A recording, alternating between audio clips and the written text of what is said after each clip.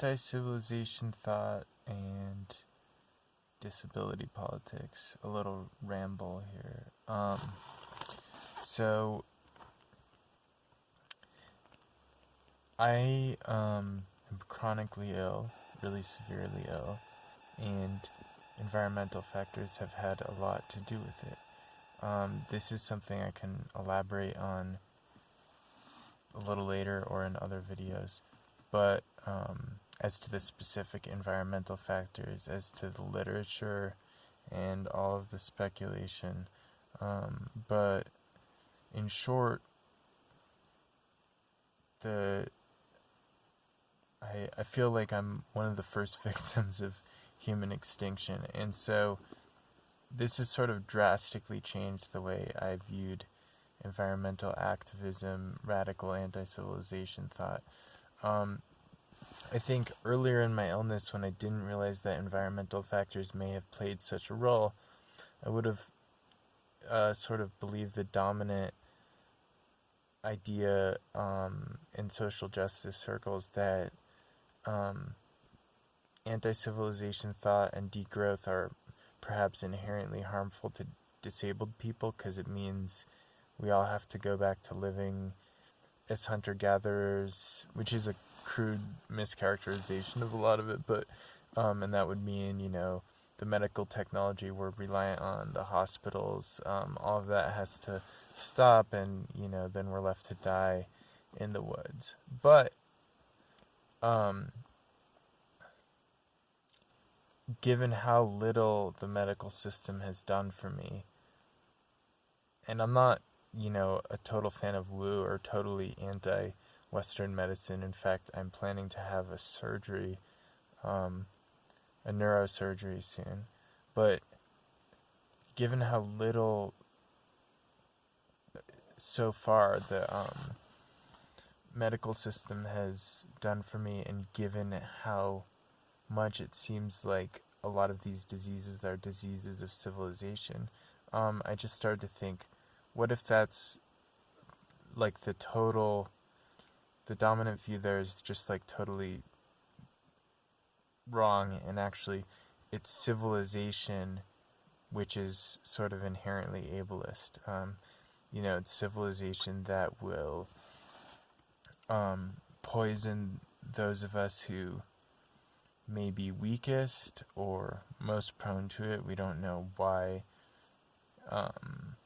some people are more prone to succumbing to various toxins, from PCBs to organochlorids to biotoxins to just nanoparticulate industrial pollution from car exhaust or bombing or whatever. We don't know why people are more susceptible to that. There's almost like an ideological block to studying it.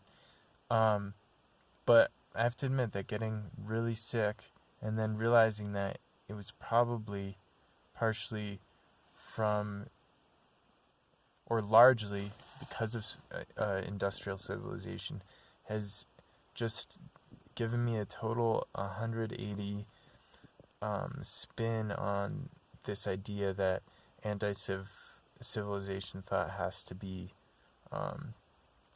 ableist. And I would say that, you could do really, really radical degrowth and restructure society in a way that we live in accordance with ecological laws and don't go for infinite growth, and still have a medical system. I mean, if you just took down the military-industrial complex, you could still have medical care for people. It's, I think that argument that anti-civilization thought is ableist is often using disabled people as props.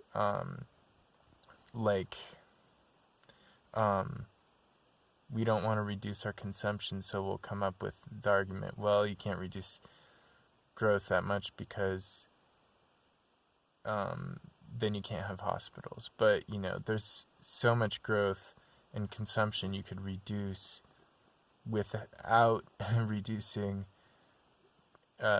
core needs, and then you have to consider the other side of it, which is what if industrial civilization is just making so many people sicker? What if I'm not in the minority here? And in that case, I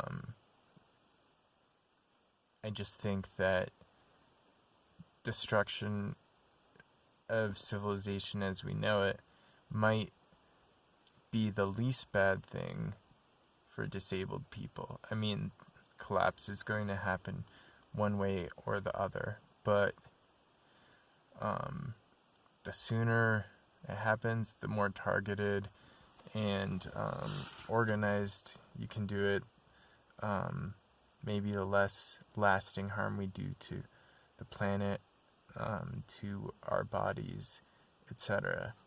Anyway, there's some kind of ramblings and just like I said, just some crazy rambling about that subject.